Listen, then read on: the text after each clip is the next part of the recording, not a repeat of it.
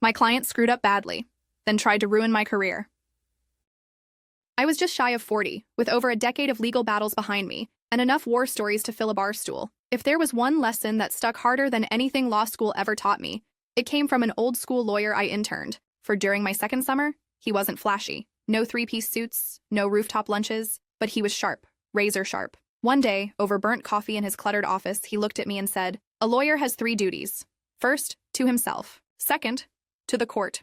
Last, the client.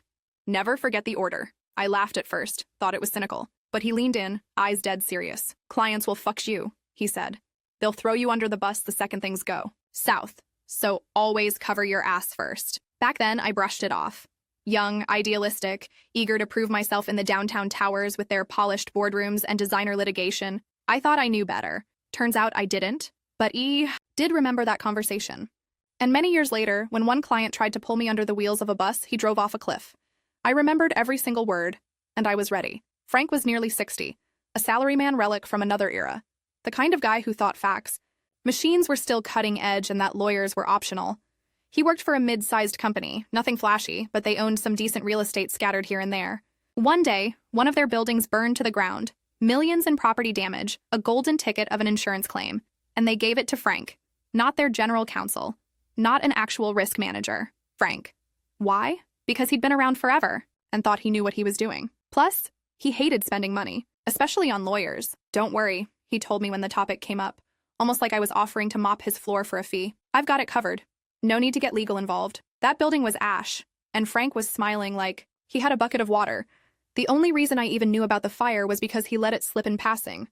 I practically had to wrestle the details out of him afterward, and every step was a battle. He didn't want help, didn't want to pay, didn't think he needed me. And I've seen this pattern before. Insurers stringing you along, asking for document after document, pretending they're still reviewing. It's a game, and the goal is to stall until the clock runs out. "The insurer is going to screw you, Frank," I said. "They're running out the limitation period." Frank waved me off. "You don't know that." Actually, I did. That's literally my job. But Frank was in too deep with his own ego, and the adjuster he was apparently best buddies with. He didn't want to listen, but I didn't stop warning him, because I knew what was coming. The limitation period was 2 weeks away. 2 weeks. That's how long Frank had left to file a lawsuit before the insurer could legally slam the door in his face and pretend the claim never existed. I was sounding the alarm with every tool I had. Calls, emails, warnings in bold red text. "Frank, you need to sue now. The moment that deadline passes, they'll ghost you.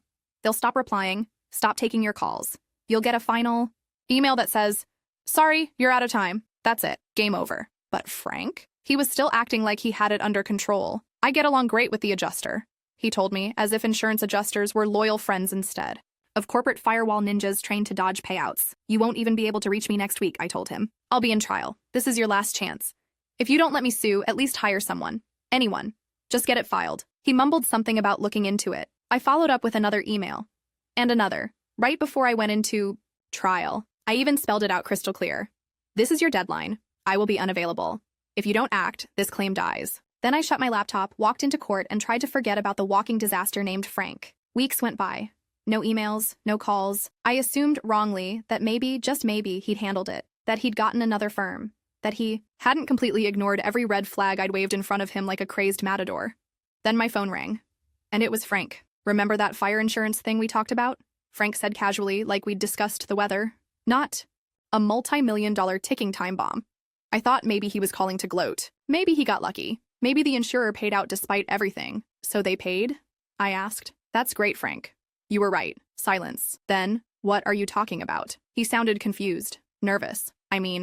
He continued, "Can I get a copy of the claim?" "What claim?" "You know, the lawsuit, the one against the insurer." I leaned back in my chair. "Wait, are you saying they didn't pay?" Click. He hung up on me. 30 seconds later, my email dinged.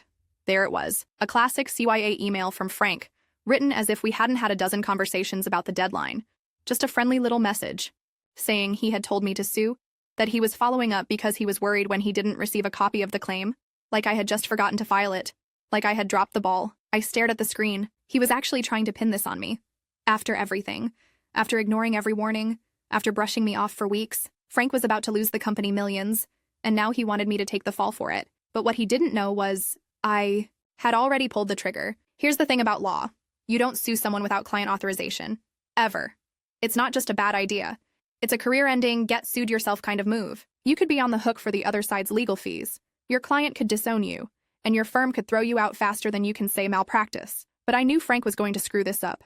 I knew it in my bones. So weeks earlier, quietly, cautiously, I filed a bare-bones lawsuit against the insurer. I didn't tell Frank. I didn't even tell the company. I just made him send me the proof of loss form, which gave me just enough to create a basic statement of claim. It wasn't pretty, short on facts, missing polish, but it was enough to preserve the case. I rolled the dice, risked my own neck, because I believed in protecting myself, and ironically protecting the client from themselves. Now with Frank trying to rewrite history and make me the fall guy, I hit reply on his email. I CC'd not just Frank, but his boss, and most importantly, the company's in-house counsel, Bill. I wrote one line. I take it the insurer didn't pay you just like I told you they wouldn't, and now that the limitation period has passed, they've told you to get lost. Is that it? Within hours, Bill replied and then called me directly. Frank messed up, he said. We know, his story doesn't add up. Apparently, Frank had been summoned to a boardroom. Interrogation. But when the execs compared his version of events to my emails sent before the deadline, warning him over and over, his lies unraveled fast. So that's it? Bill asked. We just lost millions? No, I said, pulling up the file. I sued. Bill froze. You sued? Without instructions? Yup, I said. Then I emailed him the filed claim.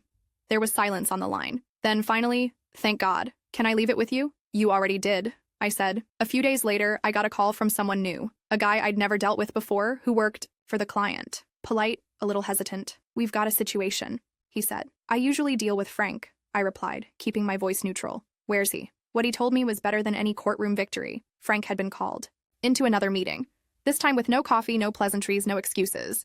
Just a one-page letter waiting for him on the conference table.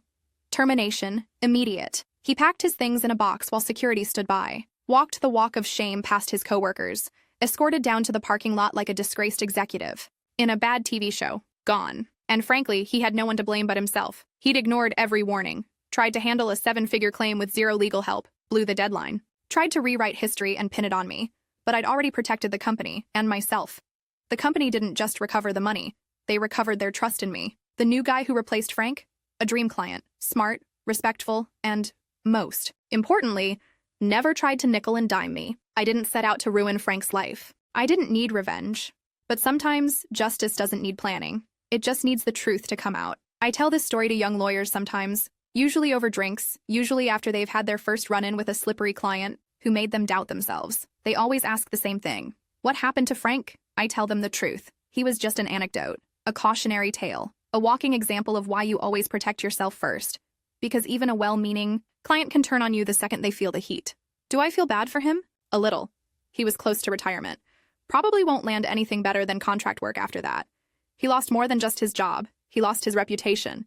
Maybe even his confidence. It was a life-altering moment for him. But here's the thing. He tried to ruin my career to save himself. He sent that email, knowing it wasn't true. He tried to rewrite reality to cover his mistake. And that's why I don't lose sleep over it. Because the truth was already on paper. In my emails. In the lawsuit I filed when no one else was paying attention. I didn't sabotage him. I didn't retaliate. I just did my job and let the fallout land where it was deserved. And that's the real lesson. Clients come and go. But your name, your integrity, that stays. You've heard the case. While you consider your verdict, the court calls the next case to order.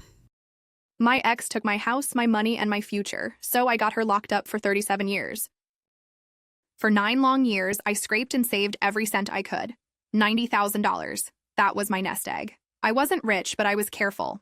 I worked hard, I lived simply, and I thought I was building a future with someone I loved. My ex and I had been together for years. I trusted her. I never imagined she could be the one to destroy me. But when we broke up, that trust shattered. Out of nowhere, I discovered my entire savings had vanished. Gone. I took her to court, confident the truth would come out. But the system didn't work in my favor. I didn't have solid proof, and without it, the judge ruled against me. Then came the real punch. She countersued me for emotional damages, and won. Suddenly, I owed her $55,000. I didn't just lose my savings. I lost everything. After the court ruling, my world collapsed. I couldn't afford the damages without liquidating everything I had left. So I sold my house, the home I worked so hard to buy, and to cover the rest, I took out a massive loan from the bank. Just like that, I went from financially secure to drowning in debt, all because of one woman.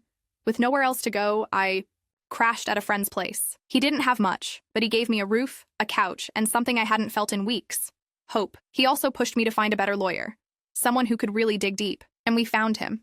A pit bull in a suit. Within a single day, he uncovered a detail I'd completely missed. A suspicious transaction dated June 29th. It was in my name, but I wasn't even in the country then. Suddenly, we had something solid. While prepping for our next legal move, I got hit with one more gut punch. Guess who bought the house I was forced to sell? Yep, her. She used my stolen money to buy my home. I was furious.